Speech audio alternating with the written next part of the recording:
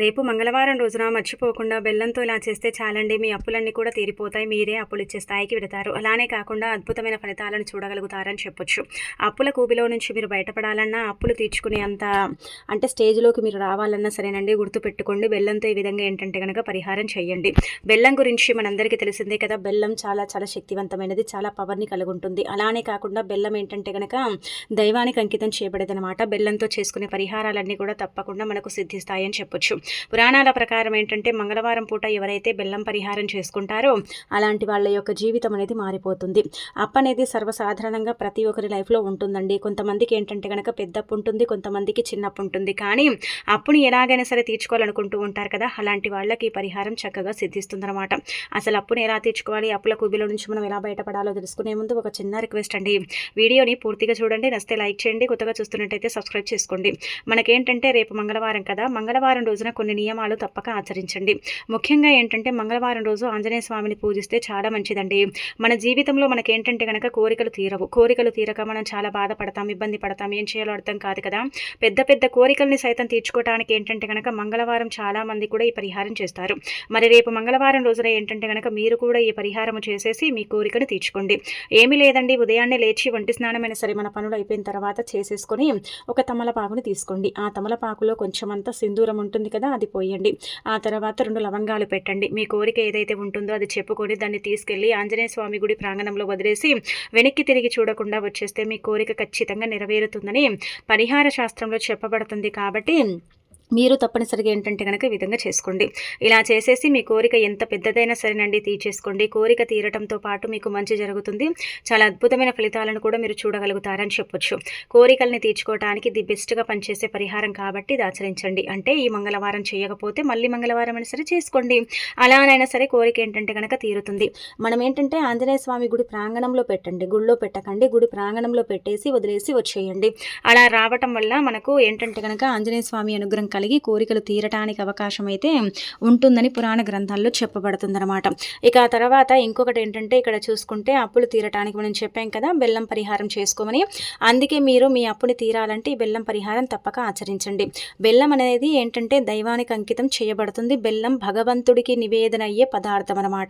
బెల్లంతో చేసుకునే పరిహారాలన్నీ కూడా 99% మనకు ఫలిస్తాయండి, అంటే సిద్ధిస్తాయని చెప్పొచ్చు. కాబట్టి బెల్లం పరిహారం అనేది తప్పక ఆచరించండి.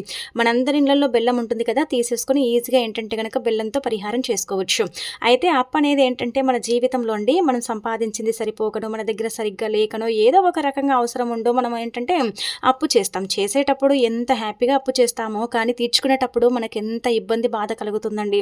అప్పు ఏంటంటే తీరనే తీరదు, చాలా ఇబ్బందులు వస్తూ ఉంటాయి, బాధలు వస్తూ ఉంటాయి, ఏం చేయాలో అర్థం కాదు. వడ్డీల మీద వడ్డీలు పెరిగిపోయి అసలేమో తీరక మనం ఏంటంటే కనుక చాలా వరకు కూడా అండి నష్టపోతూ ఉంటాము. అప్పుని తీర్చుకోవడానికి అనేక రకాల పరిహారాలు చేస్తాం, అనేక రకాల విధి విధానాలను ఫాలో అవుతూ ఉంటాం, కానీ అప్పు అనేది తీరదు కదా. అయితే మీరు పురాణాల ప్రకారం చెప్పబడ్డ కొన్ని నియమాలు పాటించండి. మంగళవారం రోజున అప్పుని తీసుకోకండి, అప్పుని ఇవ్వండి. ఇస్తే ఏంటంటే కనుక లైఫ్లో ఇచ్చుకుంటూ వెళతారు, తీసుకుంటే తీసుకుంటూ ఉంటారనమాట. అంటే మన జీవితంలో మళ్ళీ మళ్ళీ అప్పు చేస్తూ ఉంటారని అర్థం అనమాట. అందుకే ఎట్టి పరిస్థితుల్లో మంగళవారం అసలు అప్పు చేయకూడదు, ఎవ్వరి నుండి కూడా రూపాయి కూడా తీసుకోకూడదు. కాబట్టి ఇదైతే మీరు తెలుసుకోండి. ఇలానే ఏంటంటే కనుక ఫాలో అవ్వండి. ఆ తర్వాత ఇంకొకటి ఏంటంటే కనుక మంగళవారం ఎర్రటి వస్త్రాలు ధరించకూడదు. ఎరుపు రంగులో ఉండే పదార్థాలు కావచ్చు, ఇంకా కూరగాయలు కావచ్చు కోసి ఇంట్లో వండరాదు. అలా వండినా ఏంటంటే మన జీవితంలో అప్పు అనేది పెరుగుతుందన్నమాట, తగ్గదు. ఇక ఆ తర్వాత ఏంటంటే మంగళవారం ఎర్రపప్పును తినకండి, ఎర్రటి వస్త్రాలు ధరించకండి, దూర ప్రయాణాలు చేయకండి. ఆ తర్వాత ఏంటంటే ఎవరి నుంచి డబ్బుని తీసుకోకండి. ఇవి ముఖ్యంగా నియమాలు పాటించాలి. అలానే కాకుండా ఏంటంటే మంగళవారం పూట ఇప్పుడు చెప్పే విధంగా ఈ పరిహారం కూడా చేసుకోండి. ఇది కూడా ఏంటంటే మీకు చక్కగా పనిచేస్తుంది, చాలా మంచి రిజల్ట్ని తెచ్చిపెడుతుంది అనమాట. ఏ పరిహారం ద్వారా కూడా మీరు ఏంటంటే కనుక అద్భుతాన్ని చూడగలుగుతారని చెప్పొచ్చు. ఏమి లేదండి, చాలా ఈజీ పరిహారము, చాలా చక్కగా ఉంటుంది, చాలా అద్భుతమైన ఫలితాన్ని తెచ్చిపెట్టి మీ జీవితాన్ని మార్చి మీకుండే అప్పంతా కూడా తీర్చేస్తుంది అనమాట. అప్పు నుంచి మీరు బయటపడతారు, ఆర్థికంగా బాగుంటుంది, ఫైనాన్షియల్గా కూడా మీకు బాగా కలిసి వస్తుంది, ఇబ్బంది అనేది ఉండదు, రావాల్సిన డబ్బు కూడా వస్తుంది. అలానే కాకుండా చేతి నిండా డబ్బు ఆడుతుంది, ధనానికి సంబంధించిన సమస్య నుంచి కూడా మీరు బయటపడతారండి. అంత చక్కగా ఉపయోగపడే పరిహారం అనమాట. అయితే బెల్లం మన అందరి ఇళ్ళలో ఉంటుంది కదా, మనం పెద్ద నిమ్మకాయ సైజ్ అంత బెల్లాన్ని తీసుకోవాలండి. అంటే పెద్ద నిమ్మకాయ సైజ్ అంత అంటే గడ్డ బెల్లాన్ని తీసుకోండి. అలా బెల్లం తీసుకున్న తర్వాత ఏం చేయండి అంటే కనుక ఆ బెల్లాన్ని మీరు అంటే స్నానం అంటే ఒంటి స్నానం చేయండి, దీపం పెట్టినా పెట్టకపోయినా పర్వాలేదు, కానీ ఈ పరిహారం ఏంటంటే కనుక నమ్మకంతో చేసుకోండి. మాకు ఫలితం వస్తుంది, మేము చేస్తున్నాం కదా, ఫలితాన్ని పొందుతామన్నట్టుగా సంకల్పం చెప్పుకొని ఇంకా మీరు ఏంటంటే పరిహారం అనేది చేసుకోండి. తప్పకుండా మార్పు అనేది మీరే మీ కళ్ళతో చూస్తారనమాట. మీరే మీ కళ్ళతో చూసి షాక్ అయిపోతారని చెప్పొచ్చు. అలా బెల్లం తీసుకున్న తర్వాత వేప చెట్టు దగ్గరికి వెళ్ళండి. అయితే ఇక్కడ వేప చెట్టు ఏంటంటే కనుక దేవతా వృక్షంగా పరిగణిస్తారు. వేప చెట్టు అనేది అతీత శక్తివంతమైనది. వేప చెట్టు దగ్గరే కదా మన కుల దేవతలు, గ్రామ దేవతలు నివసిస్తూ ఉంటారు. వేప చెట్టు నీడ కావచ్చు, వేప చెట్టు గాలి కావచ్చు, ఇదంతా కూడా మనకి ఏంటంటే కనుక మంచి ఫలితాన్ని ఇస్తుందన్నమాట. కాబట్టి వేప చెట్టు దగ్గరికి బెల్లాన్ని తీసుకుని వెళ్ళండి. అక్కడికి వెళ్ళిన తర్వాత కాసేపు వేప చెట్టు దగ్గర నించొని ఏంటంటే మీరు ముందుగా వేప చెట్టుని తాకి మనసులోనే సంకల్పం చెప్పుకోండి. మేము మా అవసరం కోసం ఈ పరిహారం చేస్తున్నాం, ఓ ప్రకృతి మాత, అలాగే కాకుండా ఇష్టదైవాన్ని తలుచుకోండి. అలా తలుచుకొని ఏంటంటే కనుక మా అప్పు తీరాలి, అప్పుల కూబిలో నుంచి మేము బయటపడాలి, అప్పు అనేది ఉండకూడదు, మేము కూడా అందరిలాగే అప్పులు ఇచ్చే స్థాయికి వెళ్ళాలి, మా జీవితంలో అప్పు అనేది తగ్గిపోవాలి, తీరాలి అన్నట్టుగా సంకల్పం చెప్పుకొని ఆ బెల్లాన్ని ఏంటంటే కనుక వేప చెట్టు దగ్గర పడేయండి. అలా పడేసి వెనక్కి తిరిగి చూడకుండా ఇంటికి వచ్చేస్తే సరిపోతుంది, అప్పు తీరుతుంది. అంటే ఇది పడేయగానే వెంటనే మీ అప్పు ఏం తీరిపోదు, కొంచెం సమయం పడుతుంది. ఏదైనా మనం చేస్తే సమయం పడుతుంది కదా. అక్కడ అది పడేసి వచ్చిన తర్వాత ఏమవుతుందంటే కనుక అక్కడ చీమలు, గండు చీమలు, ఎర్ర చీమలు, నల్ల చీమలు, ఇలా మూగ జీవాలు ఇలా ఉంటాయి కదండి బెల్లాన్ని తినేటివి, అవన్నీ కూడా ఏంటంటే కనుక బెల్లాన్ని తినేస్తాయండి. బెల్లాన్ని తిన్నప్పుడు ఏమవుతుందంటే కనుక మనకు దైవానుగ్రహం కలుగుతుంది. మూగ జీవాలు కూడా మనని దీవిస్తాయి. అలానే కాకుండా బెల్లం పెట్టాం కాబట్టి ఇంకా మనకు మంచి మేలు చేకూరుతుంది. ఇలా ఏంటంటే పెట్టేసి ఇంకక్కడ ఏంటంటే కనుక సంకల్పం చెప్పుకొని వచ్చేయండి. రావాల్సిన డబ్బు రావటం, అప్పు తీరటం, అప్పుల కూబిలో నుంచి బయటపడటం, అప్పు అనేది లేకుండా మీ జీవితంలో చేసుకోవడానికి అవకాశం ఉంటుంది. కానీ మెల్లిమెల్లిగా ఫలితాలను అయితే మీరు చూడగలుగుతారని చెప్పొచ్చు. అతీత శక్తివంతమైన పరిహారం నమ్మకంతో చేసుకుంటే ఖచ్చితంగా ఏంటంటే కనుక మీకు ఫలితం ఉంటుంది. ఆ ఫలితాన్ని మీరే మీ కళ్ళతో చూసి షాక్ అయిపోతారని చెప్పొచ్చు. చాలా వరకు కూడా ఏంటంటే కనుక లక్షల్లో పాటించి ఫలితాలను పొందిన పరిహారం. మనం ఏంటంటే బెల్లమే కదా అనుకుంటాం, కానీ బెల్లము చాలా పవర్ని కలిగి ఉంటుంది. మనం ఏదైనా ఆహార పదార్థం దైవానికి నివేదన చేస్తాం కదండి, నైవేద్యం నివేదన అవుతుందో లేదో తెలియదు, కానీ బెల్లం మాత్రం పెడితే ఖచ్చితంగా భగవంతుడు స్వీకరిస్తాడని శాస్త్రాల్లో చెప్పబడుతుందన్నమాట. అందుకే బెల్లానికి అంతటి పవర్ ఉంటుందన్నమాట. బెల్లంతో చేసుకునే పరిహారాలన్నీ కూడా ఇలాగే మనకు పనిచేస్తాయని చెప్పొచ్చు. మరి మీకు కూడా మంచి జరగాలనుకుంటే మాత్రం మర్చిపోకుండా ఈ పరిహారం చేసేసుకోండి, సరిపోతుంది. ఇక తర్వాత ఇంకొకటి ఏంటంటే కనుక ఇలా చేసినట్టు ఎవరికి చెప్పకండి.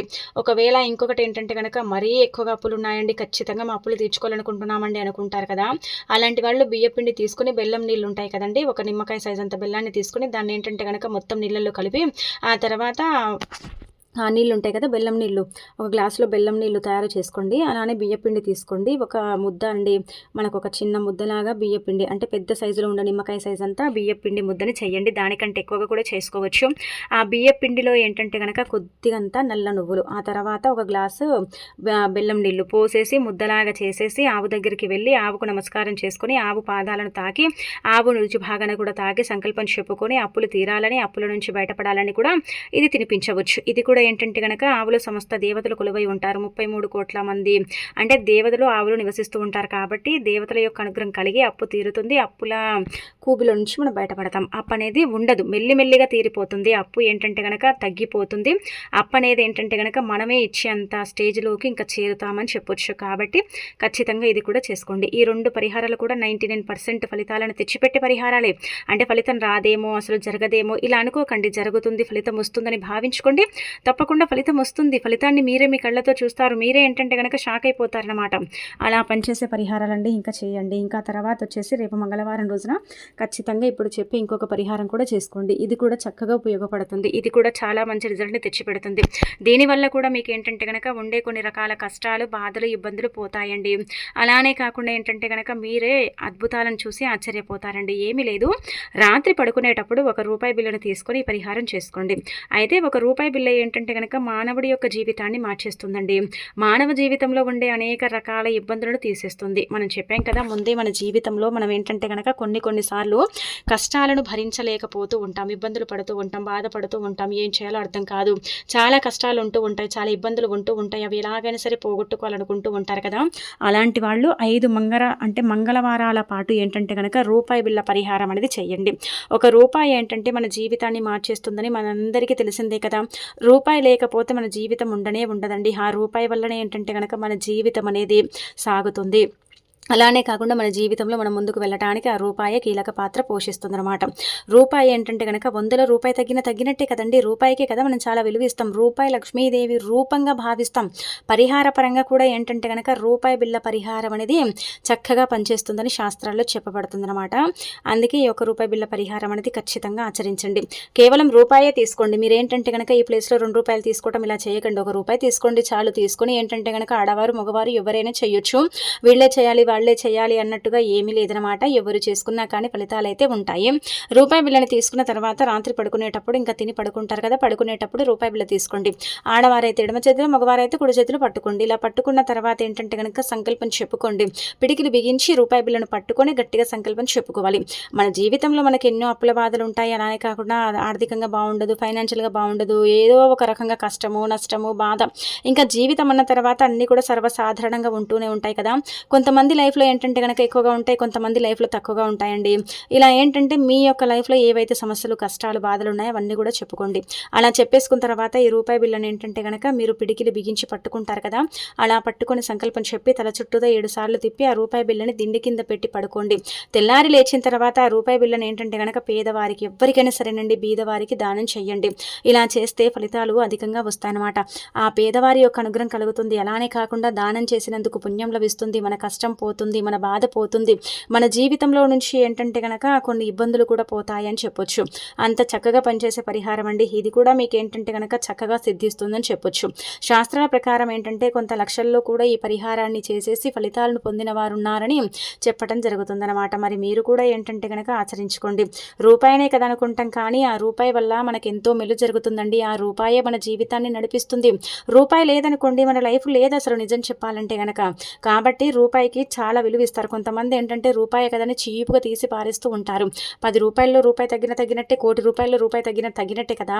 అందుకే రూపాయికి ఏంటంటే కనుక అతీత శక్తి ఉంటుందని కూడా భావిస్తూ ఉంటారు.